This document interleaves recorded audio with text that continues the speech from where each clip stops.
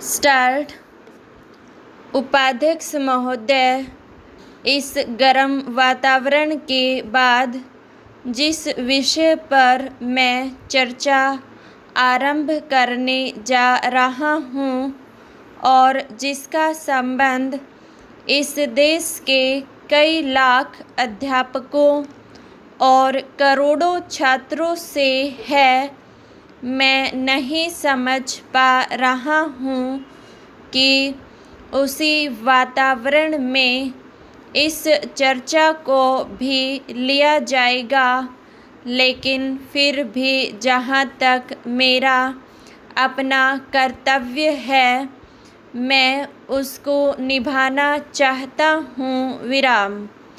मैं माननीय महोदय से यह अनुरोध करूँगा कि 26 फरवरी 1965 को अध्यापकों के विषय में एक वक्तव्य उप शिक्षा मंत्री ने दिया था, उसको वह फिर देखें। विराम। उससे इस सदन में और देश में भी बहुत चिंता उत्पन्न हो गई है। विराम। पिछले 18 वर्षों में संसद का इतिहास इस बात का साक्षी है कि राजा महाराजाओं और बड़े बड़े पूंजीपतियों से लेकर खेत में काम करने वाले किसान और घरेलू नौकर तक के लिए कुछ न कुछ देशव्यापी कानून यही बनाए गए हैं। विराम। लेकिन राष्ट्र निर्माता अध्यापकों की सेवा सुरक्षा के संबंध में कोई देशव्यापी सुदृढ़ कानून नहीं बनाया गया। विराम। मैं उसी उपेक्षित और भूखे अध्यापक की कहानी आज आपको यहाँ दुख के साथ सुनाने खड़ा हुआ हूँ। विराम।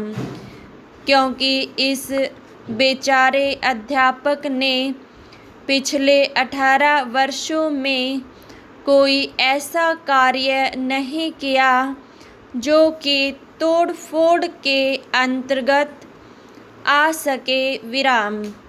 इसने कहीं जाकर रेलगाड़ियाँ नहीं गिराई, कहीं डाकखाने नहीं जलाए। विराम। कहीं अध्यापकों ने पुलिस के सिर नहीं फोड़े और न ही कहीं अध्यापकों ने मंदिरों या गुरुद्वारों में किसी प्रकार का कोई अनशन किया है या जल मरने की धमकी दी है। विराम। शायद यही कारण है कि सरकार के कानों तक अध्यापक की आवाज़ पूरी तरह नहीं पहुंची है। विराम। क्या सरकार यह चाहती है कि कोई देशव्यापी निर्णय लिया जाए और साथ ही इस बात की इच्छा भी रहती है कि अध्यापक हल्के हथियारों का सहारा लें और उनसे ऐसी प्रवृत्तियों का उदय हो। विराम। यदि इस प्रकार की स्थिति पैदा हो गई और देश में इस प्रकार के हल्के वातावरण का निर्माण हो गया तो वह राष्ट्र की सुरक्षा के लिए घातक होगा। विराम। पैरा। पिछले 18 वर्षों में अध्यापकों ने अपने गौरवपूर्ण पद और प्रतिष्ठा को ध्यान में रखते हुए ही सरकार के सामने अपनी मांगें रखी हैं। विराम। कभी मूक प्रदर्शनों के रूप में और कभी शिक्षक दिवस के रूप में, कभी एक दिन का उपवास करके और कभी प्रधानमंत्री, शिक्षा मंत्री या मुख्यमंत्री के पास अपने शिष्टमंडल पहुंचाकर उन पर कोई ध्यान नहीं दिया गया। विराम।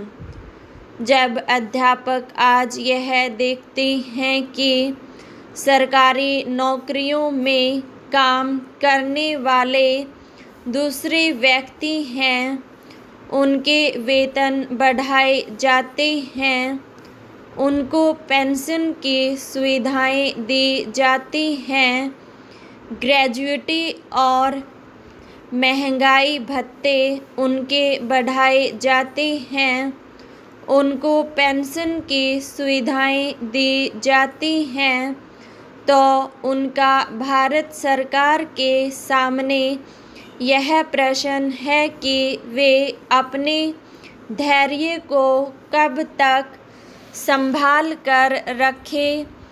क्या सरकार यह समझती है कि अध्यापक जब बाजार में जाता है, उसका कपड़ा या सब्जी या दूसरी जो चीज़ें हैं जैसे गल्ला वगैरह वह सस्ते रेट पर मिल जाते हैं। विराम।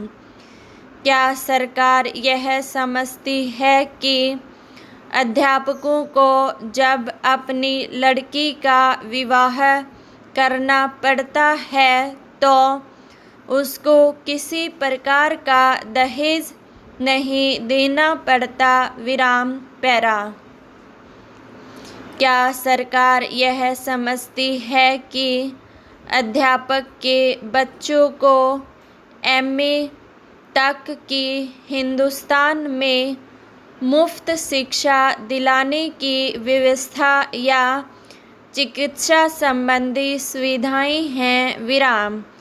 यदि ये सब बातें नहीं हैं तो फिर मैं पूछना चाहता हूँ कि जिस प्रकार से दूसरे कर्मचारियों के लिए सरकार ने व्यवस्था की हुई है, इन अध्यापकों ने क्या अपराध किया है जो इनके संबंध में किसी प्रकार का निर्णय नहीं लिया गया है। विराम।